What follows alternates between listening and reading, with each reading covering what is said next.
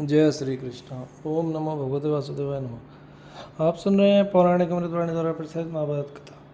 कथा को सुनने के लिए चैनल को लाइक शेयर एंड सब्सक्राइब करें। इसलिए आगे की कथा प्रारंभ करते हैं। कपिला गौ का महात्म्य, अयोग्य ब्राह्मण तथा नरक और स्वर्ग में ले जाने वाले पाप और पुण्यों का वर्णन। वैशंपायन जी कहते हैं, जन्मजय, इस प्रकार परम पुण्य में कपिला गौ के उत्तम दान का वर्णन सुनकर धर्मपुत्र युधिष्ठिर का मन बहुत ही प्रसन्न हुआ। उन्होंने भगवान श्री कृष्ण से पुनः इस प्रकार प्रश्न किया, देव देवेश्वर, जब कपिला गौ ब्राह्मण को दान में दी जाती है तो उसके संपूर्ण अंगों में देवता किस प्रकार रहते हैं? आपने जो 10 प्रकार की कपिला गौएं बतलाई हैं, उनमें से कितनी कपिलाएं पुण्यमयी मानी जाती हैं? देवताओं और पितरों ने उनके ऊपर किस प्रकार अनुग्रह किया है और उन गौओं का रंग कैसा होता है? ये सब बातें सुनने की मेरे मन में बड़ी उत्कंठा है। भगवान ने कहा, राजन, परम पवित्र, गोपनीय एवं उत्तम धर्म का वर्णन करता हूँ, सुनो। जिस समय गौ प्रसव कर रही हो, बछड़े के 2 पैर सिर सहित योनि से बाहर दिखाई दें, मुनियों द्वारा वही उसके दान का उत्तम समय बतलाया गया है। जब तक बछड़ा आकाश में ही लटक रहा हो, पृथ्वी पर नहीं गिरने पाया हो, तब तक वह गौ पृथ्वी का स्वरूप मानी जाती है। इसलिए उसी अवस्था में गौ का दान करना चाहिए। युधिष्ठिर, प्रसव काल में बछड़े सहित गौ के शरीर में जितने रोए होते हैं, उसके गर्भ के जल से धूलि के जितने भी कण भीग जाते हैं, उतने 1000 वर्षों तक दाता स्वर्गलोक में प्रतिष्ठित होता है।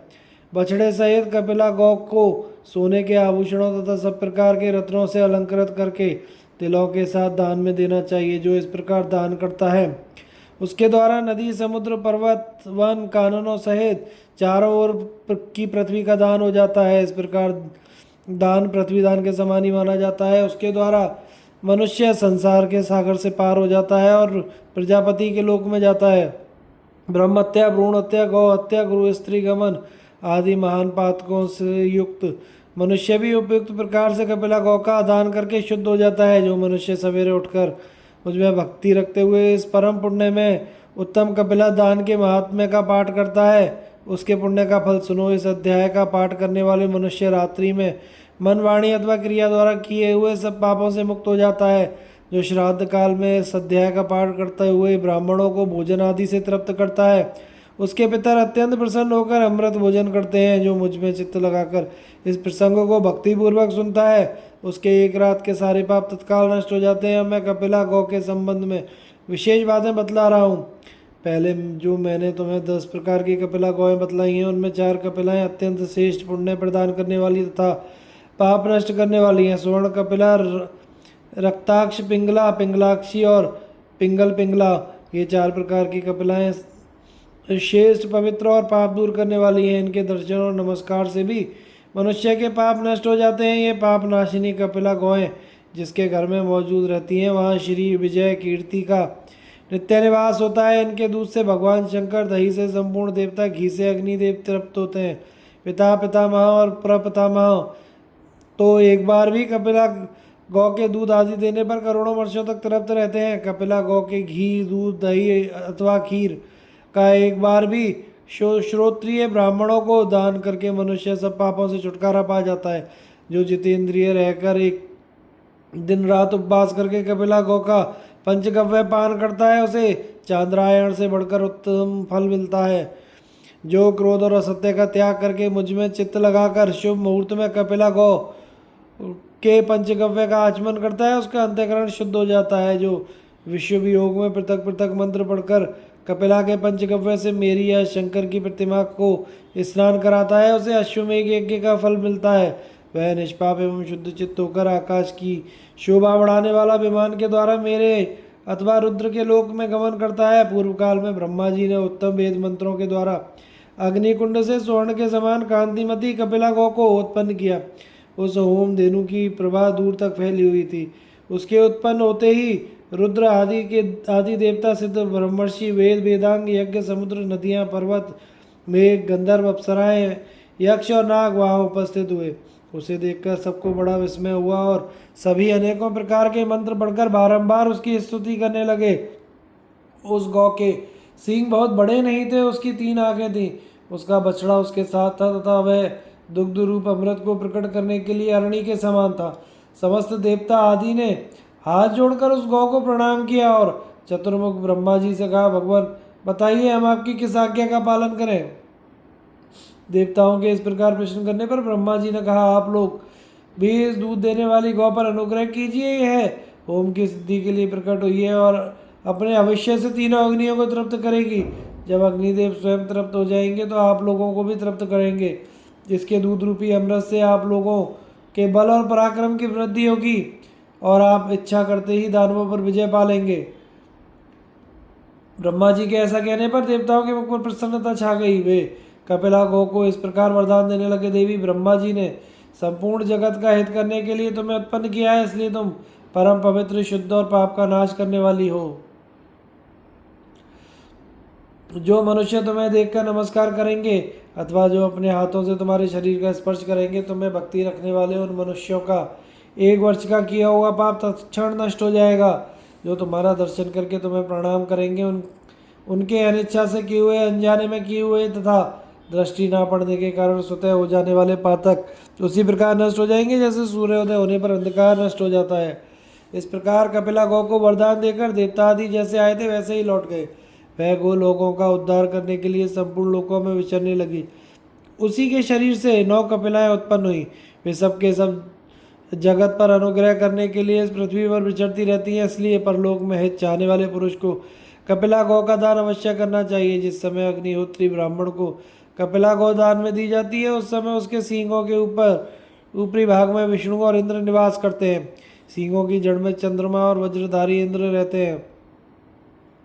सींगों के बीच में ब्रह्मा तथा ललाट में भगवान शंकर का निवास होता है। दोनों कानों में अश्विनी कुमार, नेत्रों में चंद्रमा और सूर्य, दांतों में मरुदगढ़, जिह्वा में सरस्वती, रोमकूपों में मुनि, चमड़े में प्रजापति, श्वासों में षडंग, पद और क्रम सहित 4 वेद, नासिका छिद्रों में गंध और सुगंधित पुष्प, नीचे के ओठ में वसुगण, मुख में अग्नि, कक्ष में साध्य देवता, गर्दन में पार्वती, पीठ पर नक्षत्र, ककुत के स्थान में आकाश, अपान में सब तीर्थ, मूत्र में साक्षात गंगा जी, गोबर में लक्ष्मी जी, नासिका में ज्येष्ठा देवी, नितंबों पर पितर, पूंछ में भगवती रमा और दोनों पसलियों में विश्वदेव, छाती में शक्तिधारी कार्तिकेय, घुटने और जंघों और उरुओं में 5 वायु, खुरों के मध्य में गंधर्व, खुरों के अग्रभाग में सर्प निवास करते हैं। चारों समुद्र उसके चारों स्तर हैं। रति, मेधा, क्षमा, स्वाहा, श्रद्धा, शांति, धृति, स्मृति, कीर्ति, दीप्ति, क्रिया, कांति, तुष्टि, पुष्टि, संतति, दिशा, प्रदिशा और देवियाँ सदा कपिला गौ का सेवन किया करती हैं। देवता, पितर, गंधर्व, अप्सराएं, लोक, द्वीप, समुद्र, गंगा आदि नदियों तथा अंगों और यज्ञों सहित संपूर्ण वेद नाना प्रकार के मंत्रों से कपिला गौ की प्रसन्नतापूर्वक स्तुति किया करते हैं। वे कहते हैं, संपूर्ण देवताओं से वंदित पुण्यमयी कपिला देवी, तुम्हें नमस्कार है। ब्रह्मा जी ने तुम्हें अग्निकुंड से उत्पन्न किया है। तुम्हारी प्रभा विस्तृत और शक्ति महान है। समस्त तीर्थ तुम्हारे ही स्वरूप है। तुम सबका शुभ करने वाली हो। समस्त देवता आकाश में खड़े होकर बारंबार कहा करते हैं, अहो यह कपिला गौ रूपी रत्न कितना पवित्र और कितना उत्तम है। यह सब दुखों को दूर करने वाला है। हाँ, यह धर्म से उपार्जित शुद्ध, श्रेष्ठ और महान है। कपिला गौ यदि चाहे तो भूलोकवासी संपूर्ण मनुष्यों को ब्रह्मलोक में ले जा सकती है। पृथ्वी, घोड़ा, सोना, गौ, चांदी, तिल और जौ ये पदार्थ प्रतिदिन ब्राह्मण को दान करने से दाता को महान आनंद की प्राप्ति होती है। युधिष्ठिर ने पूछा, देव देवेश्वर, हव्य और कव्य का उत्तम समय कौन सा है? उसमें किन ब्राह्मणों की पूजा करनी चाहिए? भगवान ने कहा, युधिष्ठिर, देव कर्म पूर्वान्ह काल में करना चाहिए और पितृकर्म अपराह्न काल में। अयोग्य समय में किया हुआ दान राजस माना गया है, जिसके लिए लोगों में ढिंढोरा पीटा गया हो, जिसमें से किसी असत्यवादी मनुष्य ने भोजन कर लिया हो, जो कुत्ते से छू गया हो, उस अन्न को राक्षसों का भाग समझना चाहिए। पतिता, जड़ और उन्मत्त ब्राह्मण जितने भी मिले उनका देव यज्ञ और पितृयज्ञ में सत्कार नहीं करना चाहिए। नपुंसक, अंगहीन, कोढ़ी, रागे, क्षमा, मृगी का रोगी भी श्राद्ध में आदर के योग्य नहीं माना गया है। वैद्य, पुजारी, झूठे नियम धारण करने वाले पाखंडी तथा सोमरस बेचने वाले ब्राह्मण श्राद्ध में सत्कार पाने के अधिकारी नहीं है। गवैये, नाचने कूदने वाले, बाजा बजाने वाले, बकवादी, पहलवान, अग्निहोत्र न करने वाले, मुर्दा ढोने वाले, चोरी करने वाले, शास्त्र विरुद्ध कर्म में संलग्न रहने वाले और अपरिचित ब्राह्मण भी श्राद्ध में सत्काम पाने योग्य नहीं माने जाते। जो किसी समुदाय के पुत्र हो, अर्थात जिनके पिता का निश्चित पता न हो, जो पुत्री का धर्म के अनुसार नाना के घर में रहता हो, वे ब्राह्मण भी श्राद्ध के अधिकारी नहीं है। युद्ध में लड़ने वाला, रोजगार करने वाला तथा पशु पक्षियों की बिक्री से जीविका चलाने वाला ब्राह्मण भी श्राद्ध में सत्कार पाने योग्य नहीं है। परंतु जो ब्राह्मण व्रत का आचरण करने वाले, गुणवान, सदा स्वाध्यायशील, गायत्री मंत्र के ज्ञाता, क्रियानिष्ठ हो, वे श्राद्ध में सत्कार के योग्य माने गए हैं। श्राद्ध का सबसे उत्तम काल है सुपात्र ब्राह्मण का मिलना। जिस समय भी ब्राह्मण दही, घी, कुशा, फूल और उत्तम क्षेत्र प्राप्त हो जाए, उसी समय श्राद्ध का दान आरंभ कर देना चाहिए। जो ब्राह्मण सदाचारी, थोड़ी सी आजीविका पर गुजारा करने वाला, दुर्बल, तपस्वी और भिक्षा से निर्वाह करने वाला हो, वे यदि याचक हों और कुछ मांगने आवे तो उन्हें दिए हुए दान का महान फल होता है। युधिष्ठिर, इन सब बातों को पूर्ण रूप से जानकर धनहीन और उपकार न करने वाले वेद वेदता ब्राह्मण को दान करो। तुम अपने दान को अक्षय बनाना चाहते हो तो जो दान तुम्हें प्रिय लगता है तथा जिसे वेद वेदता ब्राह्मण पसंद करते हो वही दान करो। युधिष्ठिर, अब नरक में जाने वाले पुरुषों का वर्णन सुनो। जो ब्राह्मण गुरु की रक्षा अथवा अपने को भय से बचाने के अवसरों को छोड़कर अन्य समय में भी झूठ बोलते हैं, वे नरक में जाते हैं। जो पराई स्त्री का अपहरण करते, पर स्त्री के साथ व्यभिचार करते और दूसरों की स्त्रियों के साथ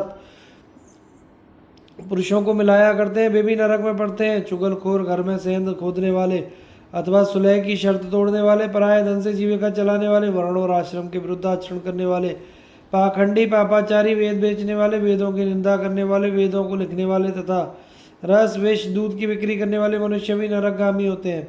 जो नराधम धन के लोभ से अथवा आसक्तिवश चांडालों को भी दूध देते हैं, पशुओं का दमन करते, उन्हें नाचते बधियाते हैं, वे नरक में पड़ते हैं। जो सामर्थ्य होते हुए भी धन के लोभ से दान नहीं करते, दीनों और अंधों पर कृपा दृष्टि नहीं रखते तथा चिरकाल तक अपने साथ रहते हुए सहनशील, जितेंद्रिय, दुर्बल और बुद्धिमान मनुष्यों को भी काम निकल जाने पर त्याग देते हैं, वे नरकगामी होते हैं। जो बच्चों, बूढ़ों तथा थके हुए मनुष्यों को कुछ न देकर अकेले ही मिठाई उड़ाते हैं, उन्हें भी नरक में गिरना पड़ता है। प्राचीन काल में ऋषियों ने इस प्रकार नरकगामी मनुष्यों का वर्णन किया है। अब स्वर्ग में जाने वालों का वर्णन सुनो।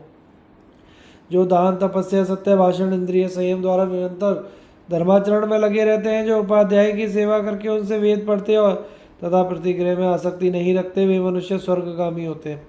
जो मधु, मांस, मदिरा से निवृत्त होकर उत्तम व्रत का पालन करते, पर स्त्री के संसर्ग से बचे रहते, माता पिता की सेवा करते, भाइयों के प्रति स्नेह रखते, भोजन के समय घर से बाहर निकलकर अतिथि सेवा करते, अतिथियों से प्रेम रखते, उनके लिए कभी अपना दरवाजा बंद नहीं करते, वे स्वर्गगामी होते हैं। जो दरिद्र मनुष्यों की कन्याओं का धनियों से ब्याह करा देते और अथवा स्वयं धनी होते हुए भी दरिद्र की कन्या से ब्याह करते हैं, जो श्रद्धा पूर्वक रस, बीज, औषधियों का दान करते हैं, वे स्वर्गगामी होते हैं।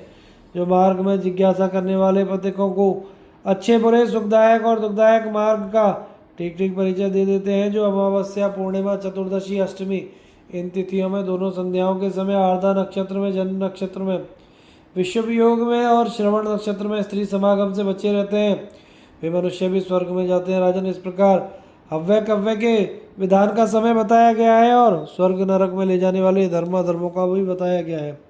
और क्या सुनना चाहते हो? युधिष्ठिर ने पूछा। भगवान, मनुष्य ब्राह्मण की हिंसा किए बिना ही ब्रह्म हत्या के पाप से कैसे लिप्त हो जाता है? इस विषय को ठीक ठीक बताने की कृपा करें। भगवान ने कहा, राजन, जो जीविका रहित ब्राह्मण को स्वयं ही भिक्षा देने के लिए बुलाकर पीछे इनकार कर जाता है, उसे ब्रह्म हत्यारा कहते हैं। जो दुष्ट बुद्धि वाला पुरुष वेद वेदता ब्राह्मण की जीविका छीन लेता है, वह भी ब्रह्मघाती है। जो क्रोध में भरकर किसी आश्रम, घर, गांव, नगर में आग लगा देता है, प्यासे तड़पती हुई गौ को पानी के निकट पहुंचने में बाधा डालता है तथा वैदिक श्रुतियों और ऋषि प्रणीत शास्त्रों पर बिना समझे बूझे दोषारोपण करता है, वह भी ब्रह्म हत्या के पाप का भागी होता है। जो अंधे, पंगु, गूंगे मनुष्य का सर्वस्व हरण कर लेता है, जो मूर्खतावश गुरु को तू कहकर पुकारता है, ओंकार के द्वारा उनका तिरस्कार करता तथा उनकी आज्ञा का उल्लंघन करके मनमाना बर्ताव करता है, उसे भी ब्रह्मघाती ही कहते हैं। जो मनुष्य क्रोध या द्वेष के कारण अथवा कटुवचन या फटकार सुनकर ऋतुकाल में स्त्री के पास नहीं जाता, जो दरिद्र मनुष्य का सर्वस्व छीन लेता है, वह भी ब्राह्मण की हत्या करने वाला ही माना गया है। युधिष्ठिर ने कहा, भगवान, जो दान सब दानों में श्रेष्ठ माना गया है उसको बतलाइए। जिन ब्राह्मणों का अन्न खाने योग्य ना हो उनका परिचय दीजिए। भगवान ने कहा, राजन, ब्रह्मा आदि सभी देवता अन्न की प्रशंसा करते हैं, तो अन्न के समान दान ना कोई हुआ है ना कोई होगा, क्योंकि अन्न ही इस जगत में बल देने वाला है और अन्न के ही आधार पर प्राण टिके रहते हैं। मैं उन सब लोगों का परिचय दे रहा हूँ जिनका अन्न ग्रहण करने योग्य नहीं माना गया है। ध्यान से सुनो। यज्ञ में दीक्षित, कदर्य, क्रोधी, शठ, शापग्रस्त, नपुंसक, भोजन में भेद करने वाले, वैद्य, दूत, उच्चिष्ट भोजी, वर्ण संकर, अशौच में पड़े हुए मनुष्य का अन्न, शूद्र की जूठन तथा शत्रुओं का अन्न नहीं खाना चाहिए। इसी प्रकार पतित, चुगलखोर, यज्ञ का फल बेचने वाले, नट, कपड़ा बुनने वाला, जुलाहे, कृतघ्न, अम्बष्ट, विषाद, रंगभूमि में नाटक खेलने वाले, सुनार, वीणा बजाकर जीने वाले, हथियार बेचने वाले, सूत, शराब बेचने वाले, धोबी, स्त्री के वश में रहने वाले, क्रूर और भैंस चराने वाले का अन्न भी अग्राह्य माना गया है। जिनके यहाँ मरना शौच के 10 दिन भी न बीते हों उनका तथा वेश्याओं का अन्न भी नहीं खाना चाहिए। कैदी, ज्वारी, युद्ध विद्या जानने वाले, परिवृत्त, विवाहित छोटे भाई के अविवाहित बड़े भाई और परिवेत्ता, विवाहित बड़े भाई के विवाहित छोटे भाई का अन्न खाने योग्य भी नहीं है। जिसकी बड़ी बहन अविवाहित हो उस कन्या के साथ विवाह करने वाले ब्राह्मण तथा भाई के मर जाने पर उसकी स्त्री का उपभोग करने वाले पुरुष और राजा के अन्न का भी त्याग कर देना चाहिए। राजा का अन्न तेज का, शूद्र का अन्न ब्राह्मणत्व का, सुनार का अन्न आयु का और चमार का अन्न सुयश का अंत कर देता है। किसी समूह का और वेश्या का अन्न भी निंदित माना गया है। वैद्य का अन्न पीप और व्यभिचारिणी के पति का अन्न वीर्य के समान माना गया है, इसलिए उसका त्याग कर देना चाहिए। जो उनका अन्न खाता है वह उनके चमड़े, रोए और हड्डी का ही भोजन करता है। यदि अनजाने में इनका अन्न ग्रहण कर लिया गया हो तो 3 दिन तक उपवास करना चाहिए, किंतु जानबूझकर एक बार भी इनका अन्न खा लेने पर द्विज को प्रजापत्य व्रत का आचरण करना चाहिए। पांडुनंदन, अब मैं दानों के यथार्थ फल बतला रहा हूँ, सुनो। जल दान करने वाले को तृप्ति होती है, अन्न दान करने वाले को अक्षय सुख मिलता है। तिल का दान करने वाला मनुष्य मन के अनुरूप संतान और दीप दान करने वाला पुरुष उत्तम नेत्र पाता है। भूमि देने वाले को भूमि, स्वर्ण देने वाले को दीर्घायु, गृह देने वाले को सुंदर भवन, चांदी दान करने वाले को उत्तम रूप की प्राप्ति होती है। वस्त्र देने वाला चंद्रलोक और अश्वदान करने वाला अश्विनी कुमारों के लोक में जाता है। गाड़ी ढोने वाला बैलों का दान करने वाले लक्ष्मी को पाता है और गोदान करने वाला पुरुष गोलोक के सुख का अनुभव करता है। सवारी और शैया दान करने वाले पुरुष को स्त्री तथा अभयदान देने वाले को ऐश्वर्य की प्राप्ति होती है। धान्य दान करने वाला मनुष्य शाश्वत सुख पाता है और वेद प्रदान करने वाला मनुष्य पर ब्रह्म स्वरूप हो जाता है। जो सोना, पृथ्वी, गौ, अश्व, बकरा, वस्त्र, शैया और आसन आदि वस्तुओं को सम्मान पूर्वक ग्रहण करता है और जो दाता न्याय अनुसार आदरपूर्वक दान करता है वे दोनों ही स्वर्ग में जाते हैं, परंतु जो इसके विपरीत अनुचित रूप से देते और लेते हैं उन दोनों को नरक में गिरना पड़ता है। विद्वान पुरुष कभी झूठ ना बोले, तपस्या करके उस पर गर्व ना करे, कष्ट में पड़ जाने पर भी ब्राह्मणों का अनादर ना करे तथा दान देकर उसका बखान ना करे।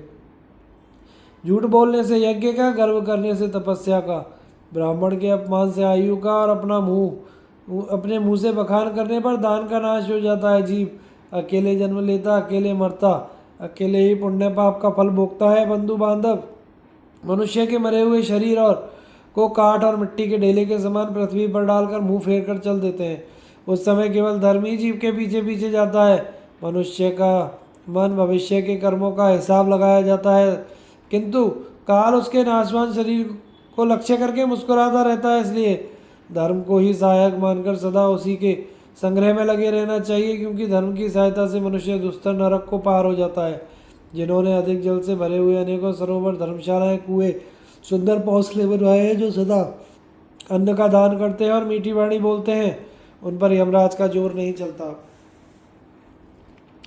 धर्म और शौच के लक्षण, सन्यासी और अतिथि के सत्कार का उपदेश, शिष्टाचार, दान पात्र ब्राह्मण तथा अन्नदान की प्रशंसा। युधिष्ठिर ने पूछा, जनार्दन, मनीषी पुरुष धर्म की अनेकों प्रकार का और बहुत से द्वार वाले कहलाते हैं, वास्तव में उसका क्या लक्षण है, यह बताने की कृपा करें। भगवान ने कहा, राजन, तुम धर्म और शौच की विधि का क्रम संक्षेप से सुनो। अहिंसा, शौच, क्रोध का अभाव, क्रूरता का अभाव, दम, शम और सरलता, ये धर्म के निश्चित लक्षण हैं। ब्रह्मचर्य, तपस्या, क्षमा, मधुमास का त्याग, धर्म मर्यादा के भीतर रहना, मन को वश में रखना, ये सब शौच पवित्रता के लक्षण हैं। मनुष्य को चाहिए कि वह बचपन में विद्या अध्ययन करे और युवावस्था होने पर स्त्री के साथ विवाह करे। बुढ़ापे में मुनिवृत्ति का आश्रय ले, किंतु धर्म का आचरण सदा ही सब अवस्थाओं में करता रहे। ब्राह्मण का अपमान ना करे, गुरुजनों की निंदा ना करे, सन्यासी महात्माओं के अनुकूल बर्ताव करे। यह सनातन धर्म है। सन्यासी ब्राह्मणों का गुरु है और ब्राह्मण चारों वर्णों के गुरु हैं। पति अपनी स्त्री का गुरु है और राजा सबका गुरु है। यदि सन्यासी गृहस्थ के घर एक रात भी ठहर जाए तो उसके द्वारा जानबूझकर या अनजाने में किए हुए समस्त पापों को भस्म कर डालता है। सन्यासी एक दंड धारण करने वाला हो या 3 दंड, बड़ी बड़ी जटाएं रखता हो या माथा मुड़ाए रहता हो अथवा गेरुआ वस्त्र पहनने वाला हो, उसकी पूजा ही करनी चाहिए। यदि गृहस्थ पुरुष सन्यासी और अतिथि की पूजा नहीं करते अथवा उनका अपमान करते हैं तो वे उन गृहस्थों को नरक में डालते हैं। इसलिए जो परलोक में अपना कल्याण चाहते हो उन पुरुषों को उचित है कि वे मुझ में समस्त कर्मों को अर्पण करने वाले मेरे शरणागत भक्तों की यत्नपूर्वक पूजा करें। ब्राह्मणों पर हाथ ना छोड़े, गाय को कभी ना मारे। जो इन दोनों पर प्रहार करता है उसे भ्रूण हत्या के समान पाप लगता है। अग्नि को मुंह से ना फूके, पैरों को आग पर ना तपावे, आग को पैर से ना कुचले और पीठ की ओर से अग्नि का सेवन करे। 2 जगह आग जलती हो तो उसके बीच से ना निकले। अग्नि में कोई अपवित्र वस्तु न डालें। उच्छिष्ट अवस्था में तथा सूतक में भी कभी अग्नि का स्पर्श ना करे। अग्नि सर्वदेवता रूप है, अतः शुद्ध होकर उसका स्पर्श करना चाहिए। मल या मूत्र की हाजत होने पर बुद्धिमान पुरुष को अग्नि का स्पर्श नहीं करना चाहिए, क्योंकि जब तक यह मल मूत्र का वेग धारण करता है तब तक अशुद्ध रहता है। भोजन बनाने के लिए दूसरे के घर से कभी आग नहीं लानी चाहिए, क्योंकि उस आग से तैयार हुए अन्न के द्वारा मनुष्य जो कुछ भी शुभ कर्म करता है उसके पुण्य का आधा भाग उस आग देने वाले को ही मिलता है। इसलिए अपने घर की आग कभी बुझने नहीं देनी चाहिए। यदि असावधानी से अथवा अनजाने में घर की आग शांत हो जाए तो पुनः अरणी काष्ठ का मंथन करके अग्नि प्रकट करनी चाहिए अथवा किसी श्रोत्रिय ब्राह्मण के घर से मांग ले आनी चाहिए। युधिष्ठिर ने पूछा, जनार्दन, जिनको दान देने से महान फल की प्राप्ति होती है वे साधु ब्राह्मण कैसे होते हैं? भगवान ने कहा, राजन, जो क्रोध ना करने वाले, सत्यवादी, सदा धर्म में लगे रहने वाले जितेंद्रिय हों वे ही साधु ब्राह्मण हैं। उन्हीं को दान देने से महान फल की प्राप्ति होती है। जो अभिमान शून्य, सब कुछ सहने वाले, शास्त्रीय, अर्थ के ज्ञाता, इंद्रिय जयी, संपूर्ण प्राणियों के हितकारी, सबके साथ मैत्री का भाव रखने वाले, निर्लोभ, पवित्र, विद्वान, संकोची, सत्यवादी, स्वधर्म परायण हो, उनको दिया हुआ दान महान फल की को प्राप्ति कराने वाला होता है। जो प्रतिदिन अंगों सहित 4 वेदों का स्वाध्याय करता हो, जिसके उदर में शूद्र का अन्न ना पड़ा हो, उसको ऋषियों ने दान का उत्तम पात्र माना है। युधिष्ठिर, यदि शुद्ध बुद्धि, शास्त्रीय ज्ञान, सदाचार और उत्तम शील से युक्त एक ब्राह्मण भी दान ग्रहण कर ले तो वह दाता के समस्त कुल का उद्धार कर देता है। ऐसे ब्राह्मण को गाय, घोड़ा, अन्न और धन देना चाहिए।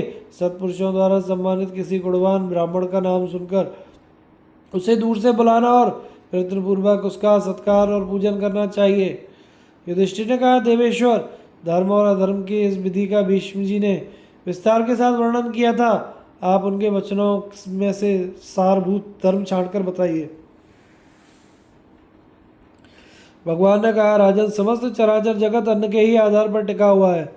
अन्न से प्राणी की उत्पत्ति होती है, यह बात प्रत्यक्ष है। अपना कल्याण चाहने वाले पुरुष को देश और काल का विचार करके भिक्षुक को अवश्य अन्नदान करना चाहिए।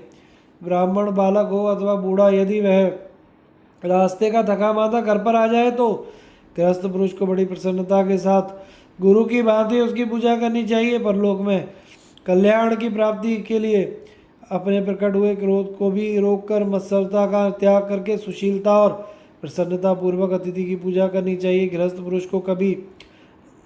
पुरुष कभी अतिथि का अनादर ना करे, उससे झूठी बात ना कहे, उसके गोत्र, शाखा और अध्ययन के विषय में भी कभी प्रश्न ना करे। भोजन के समय चांडाल, शपाक, महाचांडाल भी घर आ जाए तो परलोक में हित चाहने वाले गृहस्थ को अन्न के द्वारा उसका सत्कार करना चाहिए।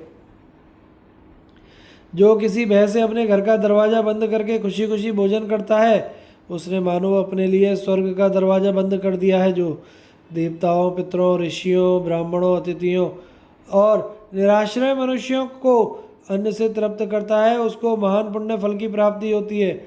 जिसने अपने जीवन में बहुत से पाप किए हों वह भी यदि याचक ब्राह्मण को विशेष रूप से अन्न दान करता है तो सब पापों से छुटकारा पा जाता है। संसार में अन्न देने वाले पुरुष प्राणदाता माना गया है। जो प्राणदाता है वही सब कुछ देने वाला है और कल्याण चाहने वाले पुरुष को अन्न का दान विशेष रूप से करना चाहिए। अन्न को अमृत कहते हैं और अन्न ही प्रजा को जन्म देने वाला माना गया है। अन्न का नाश होने पर शरीर के पांचों धातुओं का नाश हो जाता है। बलवान पुरुष भी यदि अन्न का त्याग कर दे तो उसका बल नष्ट हो जाता है। इसलिए श्रद्धा हो या अश्रद्धा से अधिक चेष्टा करके अन्नदान देना चाहिए। सूर्य अपनी किरणों से पृथ्वी का सारा रस खींचते हैं और हवा उसे लेकर बादलों में स्थापित कर देती है। बादलों में पड़े हुए उस रस को इंद्र पुनः इस पृथ्वी पर बरसाते हैं। इससे आप्लावित होकर पृथ्वी तृप्त होती है। उसमें से अन्न के पौधे उगते हैं जिनसे संपूर्ण प्रजा का जीवन निर्वाह होता है। इस प्रकार सूर्य, वायु, मेघ और इंद्र ये एक ही समुदाय के अंतर्गत है जिसके अंतर्गत भूतों का प्रादुर्भाव हुआ है। आकाश में इन महात्माओं के अनेकों दिव्य भवन हैं जो भिन्न भिन्न प्रकार से बने हुए और पृथक पृथक भूमि पर स्थित है। उनमें से किसी का चंद्रमंडल के समान श्वेत रंग है, किसी का उदयकालीन सूर्य के समान लाल। उन लोकों में स्थावर और जंगम सभी तरह के प्राणी निवास करते हैं। अन्नदाताओं को वही लोग प्राप्त होते हैं, इसलिए सदा अन्न का दान करते रहना चाहिए। भोजन की विधि, गौओं को घास डालने का विधान महात्म्य है तथा ब्राह्मण के लिए तिल और गन्ना पेरने का निषेध। युधिष्ठिर ने कहा, मधुसूदन, अन्नदान का फल सुनकर मुझे बड़ी प्रसन्नता हुई है। अब आप भोजन की विधि बताने की कृपा करें। भगवान ने कहा, पांडुनंदन, द्विजातियों के भोजन का जो विधान है उसे सुनो। श्रेष्ठ द्विज उचित है कि वह स्नान करके पवित्र हो, शुद्ध हो, एकांत स्थान में बैठकर अग्नि में होम करे।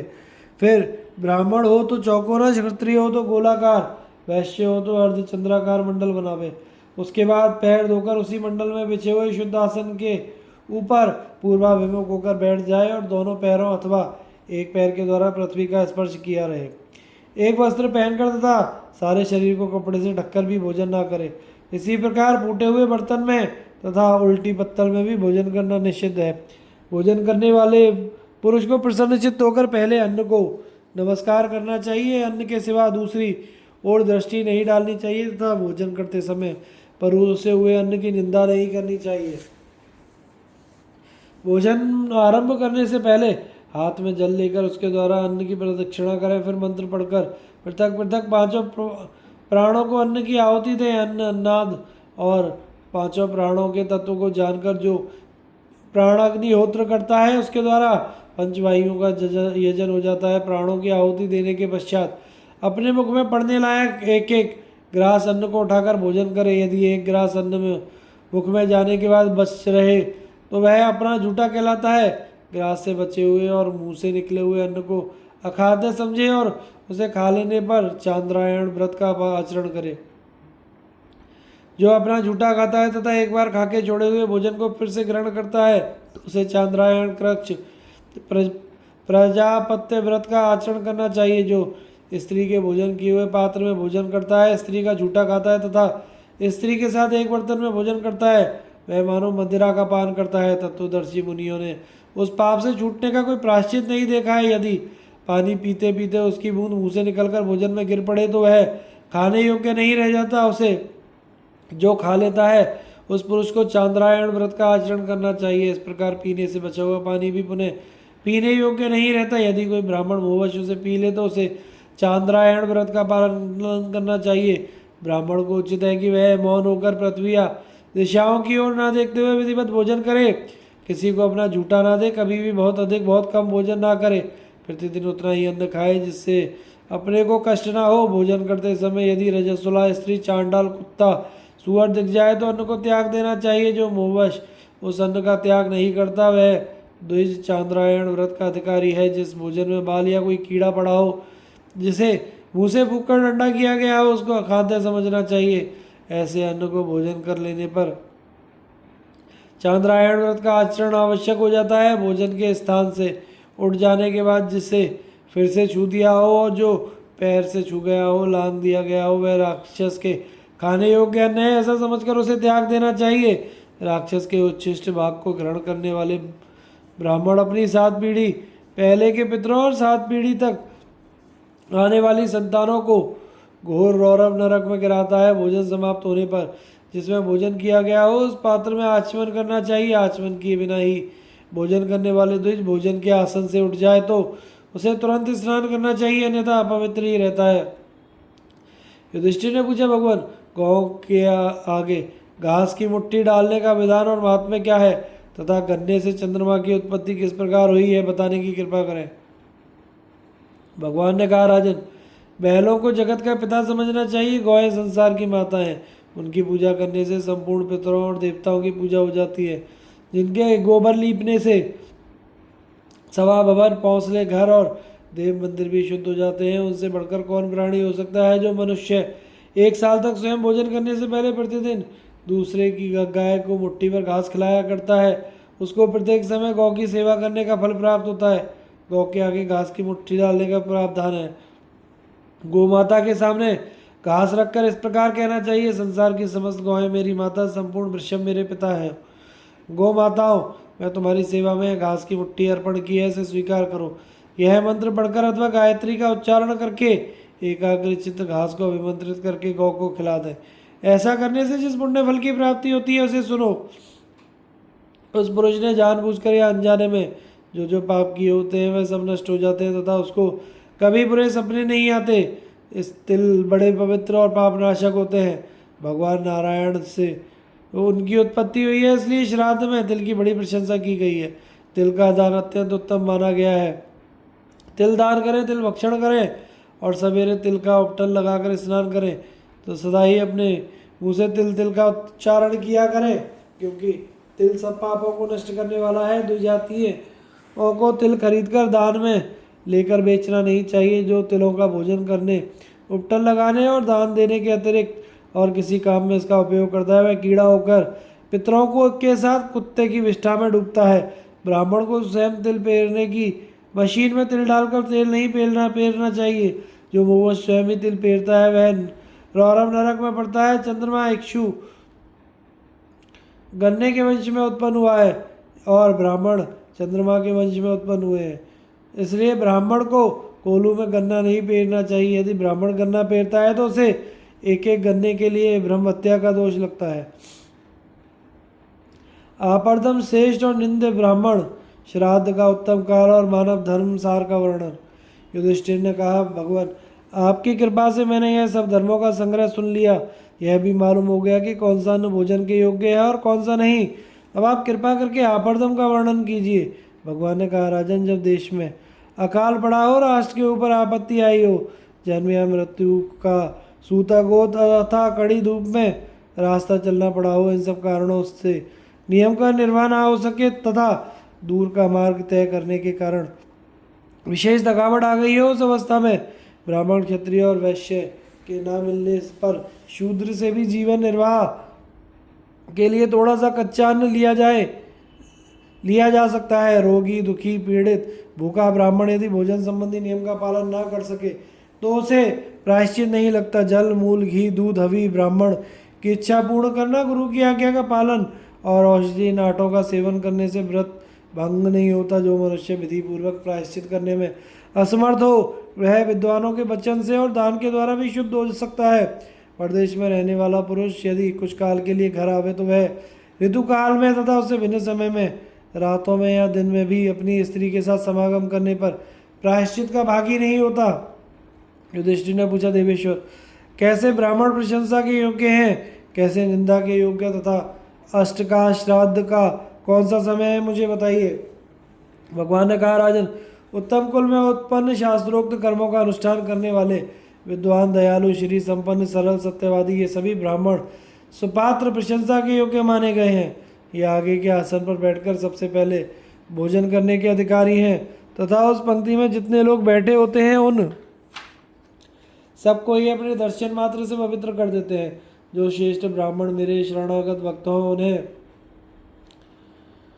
पंक्तिवान समझो, ये विशेष रूप से पूजा करने के योग्य है। अब निंदा के योग्य ब्राह्मणों का वर्णन सुनो। जो ब्राह्मण संसार में कपटपूर्ण बर्ताव करता है वे वेदों के पारगामी विद्वान होने पर भी पापाचारी ही माने जाते हैं जो अग्निहोत्र और स्वाध्याय ना करता हो, सदा दान लेने की रुचि रखता हो, जहाँ कहीं भी भोजन कर लेता हो उसको ब्राह्मण जाति का कलंक समझना चाहिए। जिसका शरीर वर्णा शौच का अन्न खाकर मोटा हुआ हो, जो शूद्र का अन्न भोजन करता हो, शूद्र के ही अन्न के रस से पुष्ट हुआ हो, वह ब्राह्मण प्रतिदिन स्वाध्याय जप और होम करने पर भी उत्तम गति को प्राप्त नहीं होता। जो ब्राह्मण प्रतिदिन अग्निहोत्र करने पर भी शूद्र के अन्न से बचा ना रहता हो, उसके आत्मा वेदाध्ययन और तीनों अग्नि इन पांचों का नाश हो जाता है। शूद्र की सेवा करने वाले ब्राह्मणों को खाने के लिए जमीन पर ही अन्न डाल देना चाहिए, क्योंकि वह कुत्ते और गीदड़ के समान होता है। जो ब्राह्मण मूर्खतावश मरे हुए शूद्र के शव के पीछे पीछे शमशान भूमि में जाता है, उसको 3 रात का शौच लगता है। 3 रात पूर्ण होने पर यदि किसी समुद्र में मिलने वाले नदी के भीतर स्नान करके 100 बार प्राणायाम करके और घी पीवे तो वह शुद्ध होता है। जो श्रेष्ठ द्विज किसी अनाथ ब्राह्मण को के शव को शमशान ले जाता है, उन्हें पक पक पर अश्वमेघ यज्ञ का फल मिलता है। वे जल में स्नान करने मात्र से तत्काल शुद्ध हो जाते हैं। निवृत्ति मार्ग परायण ब्राह्मण को शूद्र के घर में दूध या दही नहीं खाना चाहिए, उसे भी शूद्रान ही समझना चाहिए। अत्यंत भूखे होने के कारण अन्न की इच्छा वाले ब्राह्मणों के भोजन में जो मनुष्य विघ्न डालता है, उससे बढ़कर पापी कोई नहीं है। राजन, यदि ब्राह्मण शील और सदाचार से रहित हो जाए तो 6 अंगों सहित संपूर्ण वेद, सांख्य, पुराण, उत्तम कुल का जन्म, ये सब मिलकर भी उसे सदगति नहीं दे सकते। ग्रहण के समय विषुव योग में अयन समाप्त होने पर, पितृकर्म में मघा नक्षत्र में अपने यहाँ पुत्र का जन्म होने पर तथा गया में पिंडदान करते समय जो थोड़ा सा भी दान दिया जाता है, वे 1000 स्वर्ण मुद्रा देने के समान होता है। वैशाख मास की शुक्ला तृतीया, कार्तिक शुक्ल पक्ष की नवमी, भाद्रपद मास की कृष्णा त्रयोदशी, माघ की अमावस्या, चंद्रमा और सूर्य का ग्रहण और तथा उत्तरायण और दक्षिणायन के प्रारंभिक दिन ये श्राद्ध के उत्तम काल हैं। इन दिनों में मनुष्य पवित्र चित्त होकर यदि पितरों के लिए तिल मिश्रित जल का भी दान करे तो उसके द्वारा 1000 वर्ष तक श्राद्ध करने की आवश्यकता पूर्ण हो जाती है। यह रहस्य स्वयं पितरों का बतलाया हुआ है। जो मनुष्य स्नेह और भय के कारण अथवा धन पाने की इच्छा से एक पंक्ति में बैठे हुए लोगों को भोजन परोसने में भेद करता है, उसे विद्वान पुरुष, क्रूर, दुराचारी, अजितात्मा, ब्रह्म हत्यारा बतलाते हैं। जिनके पास धन का भंडार भरा हुआ है और जो परलोक के विषय में कुछ भी ना जानने के कारण सदा भोग विलास में ही रमे रहते हैं, वे केवल दैहिक सुख में ही आसक्त हैं। उनके लिए इस लोक का ही सुख सुलभ है, पर लौकिक सुख उन्हें कभी नसीब नहीं होता। जो विषयों की आसक्ति से मुक्त होकर तपस्या में संलग्न रहते हैं, नित्याय स्वाध्याय करते, इंद्रियों को वश में रखते हैं और समस्त प्राणियों के साधन में लगे रहते हैं, उनके लिए इस लोक का भी सुख सुलभ है और परलोक का भी। परंतु जो मूर्ख ना विद्या पढ़ते हैं, ना तप करते हैं, ना दान देते हैं, ना अन्य सुख भोगों का ही अनुभव कर पाते हैं, उनके लिए न इस लोक में सुख है, ना परलोक में। युधिष्ठिर ने कहा, भगवान आप साक्षात नारायण, पुरातन ईश्वर और संपूर्ण जगत के निवास स्थान है। आपको नमस्कार है। अब मैं संपूर्ण धर्मों का सार श्रवण करना चाहता हूँ। भगवान ने कहा, महाप्राज्ञ मनु जी ने जो धर्म का सार तत्व वर्णन किया है, वह पुराणों के अनुकूल और वेद के द्वारा समर्पित है, उसी का मैं वर्णन करता हूँ, सुनो। अग्निहोत्री, द्विज, कपिला, गौ, यज्ञ करने वाले पुरुष, राजा, सन्यासी, महासागर, ये दर्शन मात्र से मनुष्य को पवित्र कर देते हैं, इसलिए सदा इनका दर्शन करना चाहिए। एक गौ एक को ही दान देनी चाहिए, बहुतों को नहीं। बहुतों को देने पर वे उस गौ को बेचकर आपस में उसकी कीमत बांट लेते हैं। यदि वह गौ बेच दी गई हो तो दाता की 7 पीढ़ियों को भस्म कर देती है। एक गौ, एक वस्त्र, एक शैया और एक स्त्री को कभी अनेक मनुष्यों के अधिकार में नहीं देना चाहिए, क्योंकि वैसा करने पर उस दान का फल दाता को नहीं मिलता। यदि ब्राह्मण और गौ अनार्य मनुष्यों के घर में स्वयं जाकर आहार ग्रहण करें तो उन अनार्यों को राष्ट्रीय यज्ञ से भी बढ़कर पुण्य होता है।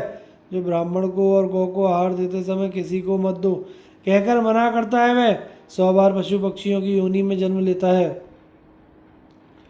ब्राह्मण का, देवता का, दरिद्र का और गुरु का धन चुरा लिया जाए तो वह स्वर्गवासियों को भी नीचे गिरा देता है। जो धर्म का तत्व जानना चाहते हैं उनके लिए वेद मुख्य प्रमाण है, धर्मशास्त्र दूसरा प्रमाण है, लोकाचार तीसरा प्रमाण है।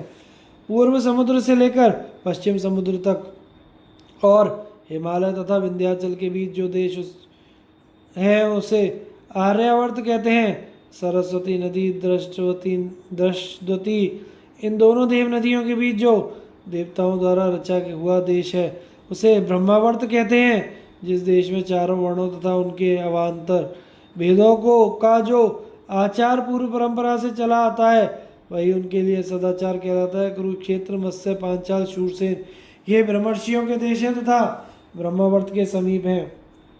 इस देश में उत्पन्न हुए ब्राह्मणों के पास जाकर भूमंडल के संपूर्ण मनुष्यों को अपने अपने आचार की शिक्षा लेनी चाहिए। हिमालय और विंध्याचल के बीच में कुरुक्षेत्र से पूर्व और प्रयाग के पश्चिम का जो देश है वह मध्य देश कहलाता है। जिस देश में कृष्णसार नामक मृग स्वभावतः विचरा करता है वही यज्ञ के लिए उपयोगी देश है। उससे भिन्न मलेक्षों का देश है। इन देशों का परिचय प्राप्त करके द्विजातियों को इन्हीं में निवास करना चाहिए, किंतु शूद्र जीविका न मिलने पर निर्वाह के लिए किसी भी देश में निवास कर सकता है। सदाचार, अहिंसा, सत्य, शक्ति के अनुसार दान तथा यम नियमों का पालन ये मुख्य धर्म है। ब्राह्मण, क्षत्रिय, वैश्यों का गर्भाधान से लेकर अंत्येष्टि पर्यंत सब संस्कार वेदोक्त विधियों और मंत्रों के अनुसार कराना चाहिए, क्योंकि संस्कार इहलोक और परलोक को भी पवित्र करने वाला है। गर्भाधान संस्कार में किए जाने वाले हवन के द्वारा और जात कर्म, नामकरण, चूड़ाकरण, यज्ञोपवीत, वेदाध्ययन, वेदोक्त व्रतों का पालन, स्नातक के पालने योग्य व्रत, विवाह, पंच महायज्ञों, अनुष्ठान, अन्य यज्ञों के द्वारा इस शरीर को पर ब्रह्म की प्राप्ति के योग्य बनाया जाता है, जिससे न धर्म का लाभ होता है न अर्थ का, तथा विद्या प्राप्ति के अनुकूल जो सेवा भी नहीं करता उस शिष्य को विद्या नहीं पढ़ानी चाहिए। ठीक उसी तरह जैसे ऊसर खेत में उत्तम बीज नहीं बोया जाता, जिस पुरुष से लौकिक, वैदिक तथा आध्यात्मिक ज्ञान प्राप्त हो उस गुरु को पहले प्रणाम करना चाहिए। अपने दाहिने हाथ से गुरु का दाहिना चरण और बाएं हाथ से बायां चरण पकड़कर प्रणाम करना चाहिए। गुरु को एक हाथ से कभी प्रणाम नहीं करना चाहिए। जो गर्भाधान आदि सब संस्कार विधिवत कराता वेद पढ़ाता है वह ब्राह्मण गुरु कहलाता है। जो उपनयन संस्कार करके कल्प और रहस्यों सहित वेदों का नित्य अध्ययन करता है उसे उपाध्याय कहते हैं। जो षडंग युक्त वेदों को पढ़ाकर व्रतों की शिक्षा देता है तथा मंत्रार्थों की व्याख्या करता है वह आचार्य कहलाता है। गौरव में 10 उपाध्यायों से बढ़कर एक आचार्य, 100 आचार्यों से बढ़कर एक पिता और 100 पिता से भी बढ़कर माता है, किंतु जो ज्ञान देने वाले गुरु हैं वे इन सब की अपेक्षा अत्यंत श्रेष्ठ हैं। गुरु से बढ़कर ना कोई हुआ ना होगा, इसलिए मनुष्य को उपयुक्त गुरुजनों के अधीन रहकर उनकी सेवा शुश्रूषा में लगे रहना चाहिए। इसमें तनिक भी संदेह नहीं है कि गुरुजनों के अपमान से नरक में गिरना पड़ता है। जो लोग किसी अंग से हीन हो, जिनका कोई अंग अधिक हो, जो विद्या से हीन, अवस्था के बूढ़े, रूप और धन से रहित तथा जाति से भी नीचे हो, उन पर आक्षेप नहीं करना चाहिए, क्योंकि आक्षेप करने वाले मनुष्य का पुण्य जिसका आक्षेप किया जाता है उसके पास चला जाता है और उसका पाप आक्षेप करने वाले के पास चला जाता है। नास्तिकता, वेद और देवताओं की निंदा, द्वेष, दंभ, अभिमान, क्रोध तथा कठोरता इनका परित्याग कर देना चाहिए। अग्नि के स्वरूप, अग्निहोत्र की विधि तथा उसके महात्म्य। अग्नि के रूप, अग्निहोत्र की विधि तथा उसके महात्म्य है। युधिष्ठिर ने पूछा, देव देवेश्वर, ब्राह्मण, क्षत्रिय और वैश्य को किस प्रकार हवन करना चाहिए? अग्नि के कितने भेद हैं? उनके पृथक पृथक स्वरूप क्या है? किस अग्नि का स्थान कहाँ है? अग्निहोत्री पुरुष किस अग्नि में हवन करके किस लोक को प्राप्त होता है? पूर्व काल में अग्निहोत्र निमित्त क्या था? देवताओं के लिए किस प्रकार हवन किया जाता है और कैसे उनकी तृप्ति होती है? अग्निहोत्री को किस गति की प्राप्ति होती है? यदि तीनों अग्नियों के स्वरूप को न जानकर उनमें अविधि पूर्वक हवन किया जाए तो उनकी उपासना में त्रुटि रह जाए तो वे त्रिविध अग्नि अग्निहोत्री को का क्या अनिष्ट करती है? तथा जिसने अग्नि का परित्याग कर दिया हो वह पापात्मा किस योनि में जन्म लेता है? ये सारी बातें मुझे संक्षेप में सुनाइए, क्योंकि मैं भक्ति भाव से आपकी शरण में आया हूँ। भगवान आप सर्वज्ञ हैं, सबसे महान है, अतः मैं आपको नमस्कार करता हूँ। भगवान ने कहा, राजन, इस महान पुण्यदायक और परम धर्म रूपी अमृत का वर्णन सुनो। यह धर्मपरायण अग्निहोत्री ब्राह्मणों को भवसागर से पार कर देता है। मैंने सृष्टि के प्रारंभ में ब्रह्मा रूप से संपूर्ण लोगों की सृष्टि की और लोगों की भलाई के लिए अपने मुख से सर्वप्रथम अग्नि को प्रकट किया। इस प्रकार अग्नि तत्व मेरे द्वारा सब भूतों के आगे उत्पन्न हुआ है, इसलिए प्राणों के ज्ञाता मनीषी विद्वान उसे अग्नि कहते हैं। समस्त कार्यों में सबसे आगे प्रज्वलित आग में ही आहुति दी जाती है, इसलिए इसका नाम अग्नि है। यह भली भांति पूजित होने पर ब्राह्मणों के को अग्रगति परम पद की प्राप्ति कराता है, इसलिए भी देवताओं में अग्नि के नाम से प्रसिद्ध विख्यात है। यदि इसमें विधि का उल्लंघन करके हवन किया जाए तो यह एक क्षण में ही यजमान को खा जाने की शक्ति रखता है, इसलिए अग्नि को क्रव्यात कहा गया है। यदि अग्नि संपूर्ण भूतों का स्वरूप, देवताओं का मुख्य अन्न पचाने के कारण इसे पचन कहते हैं, इसकी उपासना होती है, इसलिए उपासन कहते हैं। आहुति शब्द से सबका बोध होता है। उस सर्व स्वरूप आहुति में अग्नि का आवसत निवास है, अतः ब्रह्मवादी पुरुषों ने उसे आवसत्य बतलाया है। जिस ब्राह्मण के यहाँ धर्म के अनुसार पंच महायज्ञों का अनुष्ठान होता है वह चंद्रमंडल के मध्य में होकर ऊर्ध्वगति को प्राप्त करता है। इंद्रियों और मन बुद्धि पर संयम रखने वाले सिद्ध सप्तऋषि अग्नि की आराधना में तत्पर रहने के कारण ही देवताओं के स्वरूप को प्राप्त हुए हैं। दूसरे विद्वान आप सत्य अग्नि को ही पंचाग्नि कहते हैं, क्योंकि उसी में पंच महायज्ञों की स्थिति है। स्थाली पाक तथा गृह कर्म सब इसी में प्रतिष्ठित है। गृह कर्म का आधार होने के कारण से गृहपति भी कहते हैं। कुछ ब्रह्मवेत्ताओं के मत में औपासन, आवसत्य, सभ्य और पचन नामक अग्नि भी यही है, ऐसा ही मेरा भी मत है। राजन, अब एकाग्रचित होकर अग्निहोत्र का प्रकार सुनो। गुण के अनुसार नाम धारण करने वाले जो त्रिवेद अग्नि है उनके संबंध में यहाँ कुछ बातें बताई जाती है। ग्रहों का अधिपत्य ही गृहपत्य माना गया है। यह गृहपत्य जिस अग्नि में प्रतिष्ठित है वही गार्हपत्य अग्नि के नाम से प्रसिद्ध है। जो अग्नि यजमान को दक्षिण मार्ग से स्वर्ग ले जाती है उसे ब्राह्मण लोग दक्षिणाग्नि कहते हैं। आहुति शब्द सर्ववाचक है और हवन नामक हव्य का इस प्रकार हव्य को स्वीकार करने वाला वहनीय आहवनीय कहलाता है। जिस अवस्था नामक मूल अग्नि में ब्राह्मण विधि पूर्वक हवन करता है उसी को पचनाग्नि कहते हैं। उन अग्नियों की सभा में स्थित रहने वाला एक और अग्नि है जो सभ्य कहलाता है। आवसत्य नामक जो प्रथम अग्नि है वह प्रजापति का रूप है। गार्हपत्य अग्नि ब्रह्मा का रूप है, क्योंकि ब्रह्मा जी ही उससे उसका प्रादुर्भाव हुआ है। यह दक्षिणाग्नि रुद्र स्वरूप है। होम के आरंभ से लेकर अंत तक जिसके मुख में आहुति डाली जाती है वह आवनीय अग्नि है। स्वयं मैं हूँ। सभ्य नामक जो पंचअग्नि है वह स्वामी कार्तिकेय का स्वरूप है। पृथ्वी गार्ह पत्याग्नि, अंतरिक्ष दक्षिणाग्नि, स्वर्ग आवनीय अग्नि है। इस प्रकार अग्नि के तीन भेद माने गए हैं। गार्हपत्य अग्नि गोलाकार है क्योंकि उसका स्वरूप भूता पृथ्वी गोल है। अंतरिक्ष का आकार अर्धचंद्राकार है, इसलिए दक्षिणाग्नि को भी वैसे ही माना गया है। स्वर्गलोक निर्मल निरामय और चौकोना है, इसलिए आवनीय अग्नि को भी चौकोना ही बतलाया गया है। जो गार्हपत्य अग्नि में हवन करता है वह पृथ्वी पर विजय पाता है। दक्षिणाग्नि में हवन करने वाला पुरुष अंतरिक्ष को जीत लेता है, किंतु जो मनुष्य भक्ति युक्त चित्त से प्रतिदिन आवनीय अग्नि में हवन करता है वह पृथ्वी, अंतरिक्ष तथा ऋषियों सहित स्वर्गलोक पर अधिकार करता है। यज्ञ में सब ओर से अग्नि के मुख में हवन किया जाता है, इसलिए वह अत्यंत कांतिमान अग्नि आवनीय संज्ञा को प्राप्त होती है। अग्निहोत्र अथवा अन्य यज्ञों में होम के आरंभ से ही अग्नि के भीतर आहुति डाली जाती है, इसलिए उसे भी आवनीय कहते हैं। जो द्विज आवसत्य नामक मूल अग्नि में विधिवत हवन करता है वह अपनी पत्नी के साथ सप्तऋषि लोक में जाकर आनंद भोगता है तथा वह समस्त अग्नियों का प्रिय हो जाता है। आवसत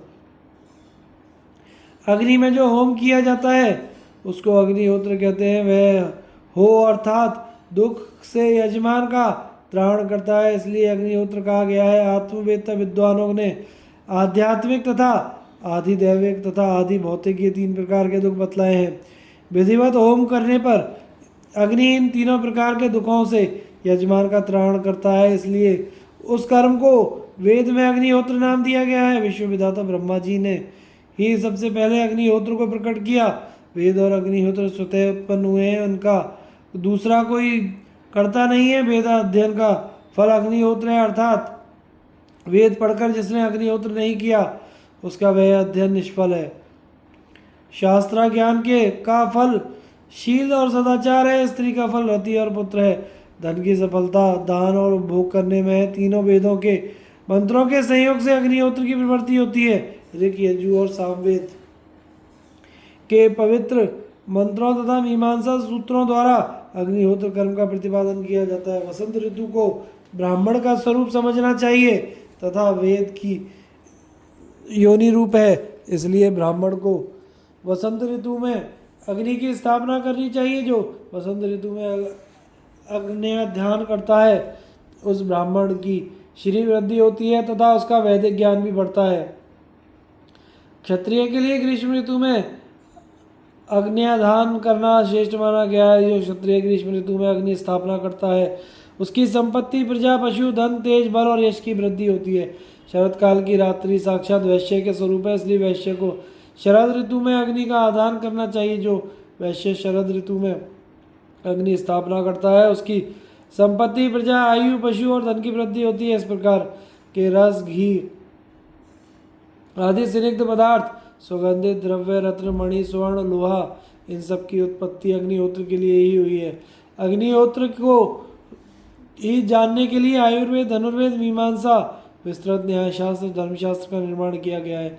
छंद शिक्षा कल्प व्याकरण ज्योतिष शास्त्र और निरुक्त के अग्निहोत्र के लिए रचे गए हैं। इतिहास पुराण गाथा उपनिषद और अथर्ववेद के कर्म भी अग्निहोत्र के लिए ही है। तिथि नक्षत्र योग मुहूर्त और करण रूप काल का ज्ञान प्राप्त करने के लिए पूर्व काल में ज्योतिष शास्त्र का निर्माण हुआ। ऋग्वेद यजुर्वेद सामवेद के मंत्रों के छंद का ज्ञान प्राप्त करने के लिए तथा संशय और विकल्प के निराकार पूर्वक उनका तात्विक अर्थ समझने के लिए छंद शास्त्र की रचना की गई है। वर्ण अक्षर और पदों के अर्थ का संधि और लिंग का तथा नाम और धातु का विवेक होने के लिए पूर्व काल में व्याकरण शास्त्र का प्रणयन हुआ है। यूप वेदी और यज्ञ का स्वरूप जानने के लिए प्रोक्षण तथा श्रपण चरुपकाना आदि इति कर्तव्यता को समझने के लिए यज्ञ और देवता के संबंध का ज्ञान प्राप्त करने के लिए शिक्षा नामक वेदांग की रचना हुई। यज्ञ के पात्रों की शुद्धि यज्ञ संबंधी सामग्रियों के संग्रह तथा समस्त यज्ञों के वैकल्पिक विधानों का ज्ञान प्राप्त करने के लिए कल्प का निर्माण हुआ।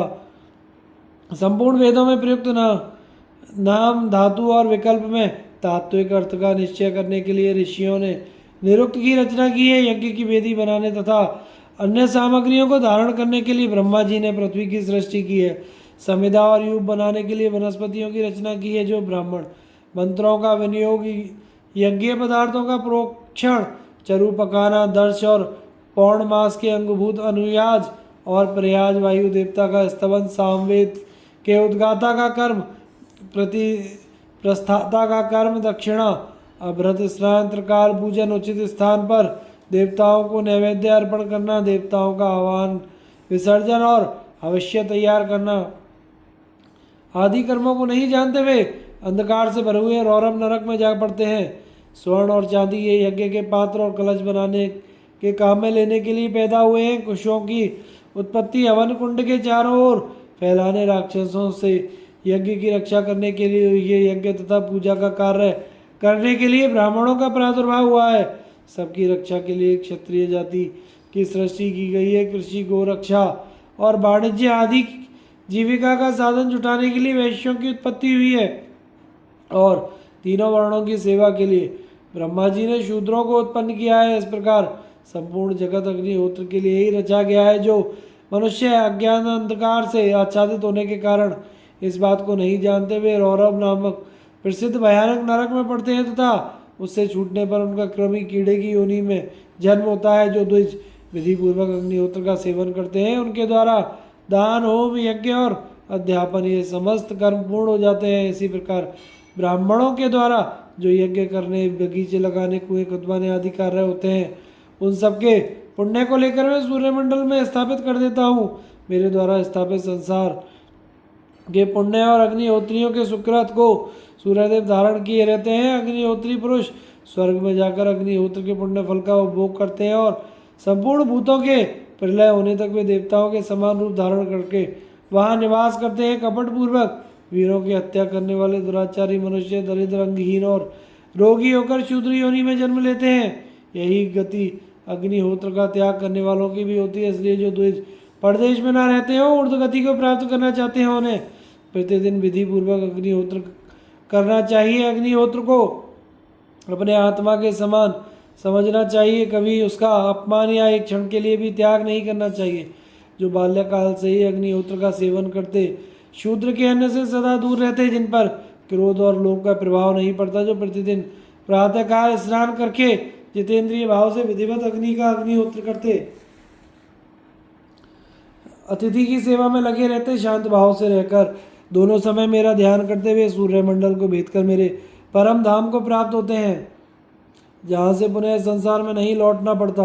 वे उदयकालीन सूर्य के समान कांतिमान विमानों पर बैठकर अपनी स्त्री सहित मेरे लोक में जाते हैं और बाल सूर्य के समान तेजस्वी होकर इच्छानुसार रूप धारण करते तथा जहाँ चाहते विचरते रहते हैं। इतना ही नहीं, ईश्वरीय गुणों से संपन्न होने को कर वे वहाँ अपनी मौज के अनुसार क्रीड़ाएं करते रहते हैं। पांडुनंदन, अग्निहोत्रियों की ऐसी विभूति है।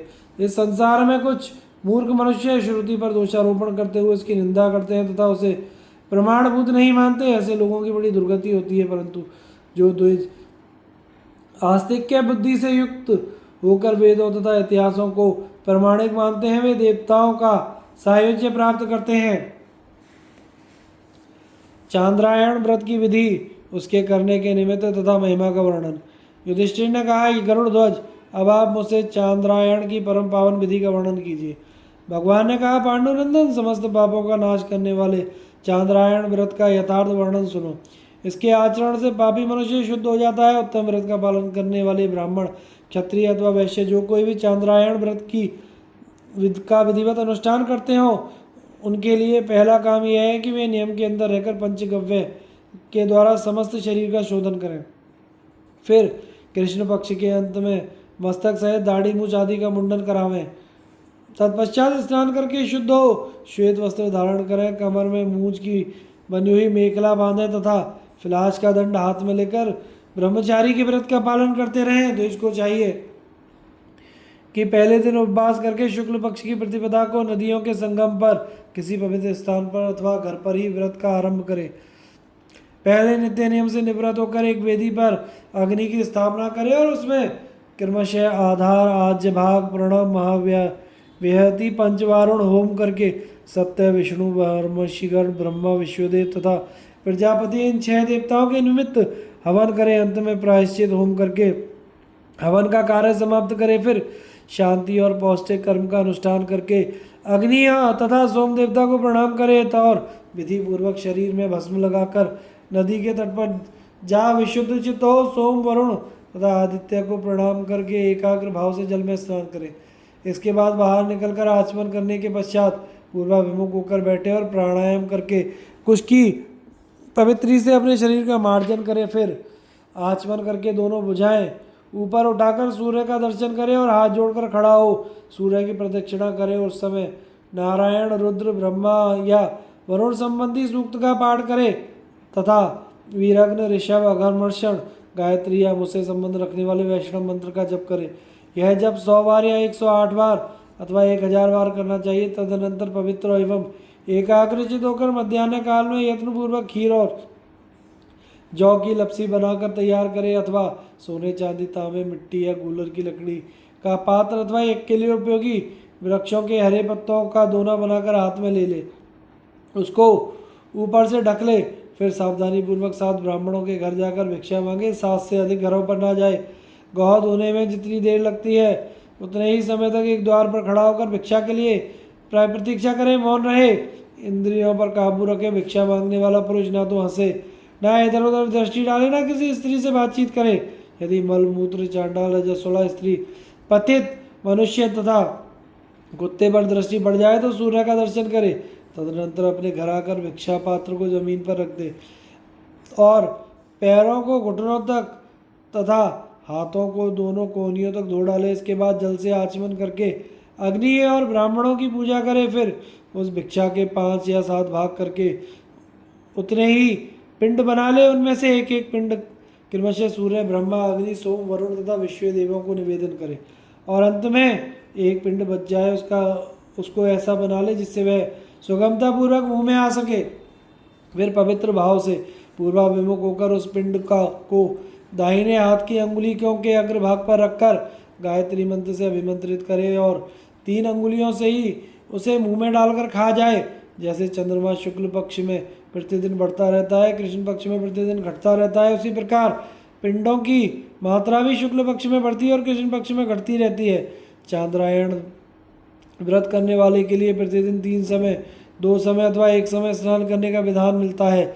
उसे सदा ब्रह्मचारी रहना चाहिए, दिन में एक जगह खड़ा ना रहे, रात को वीरासन से बैठे अथवा वेदी पर या वृक्ष की जड़ पर सो रहे, वलकल, रेशम, सन अथवा कपास का वस्त्र धारण करे। इस प्रकार 1 महीने बाद चांद्रायण व्रत पूर्ण होने पर उद्योग करके भक्तिपूर्वक ब्राह्मणों को भोजन करावे, उन्हें दक्षिणा दे। चांद्रायण व्रत के आचरण से मनुष्य के समस्त पाप सूखे काठ की भांति तुरंत जलकर खाक हो जाते हैं। ब्रह्म हत्या, गो हत्या, स्वर्ण की चोरी, भ्रूण हत्या, मदिरापान और गुरु स्त्री गमन आदि जितने भी पाप या पातक होते हैं वे चांद्रायण व्रत से उसी प्रकार नष्ट हो जाते हैं जैसे हवा के वेग से धूल उड़ जाती है। जिस गौ को ब्याहे हुए 10 दिन भी ना हुए हों उसका दूध तथा ऊँटनी एवं भेड़ का दूध पी जाने पर तथा मरण शौच तथा जना शौच का अन्न, उपपात की तथा पतित का अन्न और शूद्र का झूठा अन्न खा लेने पर चांद्रायण व्रत का आचरण करना चाहिए। आकाश में लटकते हुए वृक्ष आदि के फलों को हाथ पर रखे हुए और नीचे गिरे हुए तथा दूसरों के हाथ पर पड़े हुए अन्न को खा लेने पर भी चांद्रायण व्रत का आचरण करना आवश्यक हो जाता है। बड़े भाई के अविवाहित रहते विवाह करने वाले छोटे भाई का और अविवाहित बड़े भाई का अन्न, पुजारी का अन्न, पुरोहित का अन्न भोजन कर लेने पर भी चांद्रायण का व्रत करना चाहिए। मदिरा, आसव, विष, घी, लाख, नमक और तेल की बिक्री करने वाले ब्राह्मण को भी चांद्रायण व्रत का पालन आवश्यक है। जो द्विज अधिक मनुष्यों की भीड़ में भोजन करता है तथा फूटे बर्तनों में खाता है, जो उपनयन संस्कार से रहित बालक, कन्या और स्त्री के साथ एक पात्र में भोजन करता है तथा जो मोहवश अपना झूठा दूसरे के भोजन में मिला देता है अथवा दूसरे को देता है, उस ब्राह्मण को भी चांद्रायण व्रत का आचरण करना चाहिए। यदि द्विज प्याज, गाजर, छत्राक, कुकुरमुत्ते, लहसुन, बासी अन्न दूसरे के घर से उठाकर आई हुई रसोई, मांस तथा रजस्वला स्त्री, कुत्ते अथवा चांडाल के द्वारा देखा हुआ अन्न खा ले तो उसके लिए चांद्रायण व्रत का आचरण अनिवार्य हो जाता है। पूर्व काल में ऋषियों ने आत्मशुद्धि के लिए इस व्रत का आचरण किया था। इस प्रकार यह सब प्राणियों द्वारा को पवित्र करने वाला पुण्य रूप है।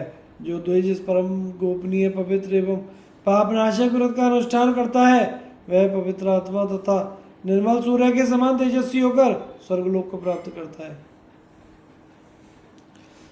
आगे की कथा का प्रसारण अगले भाग में करेंगे। चैनल को लाइक, शेयर, सब्सक्राइब कर देना।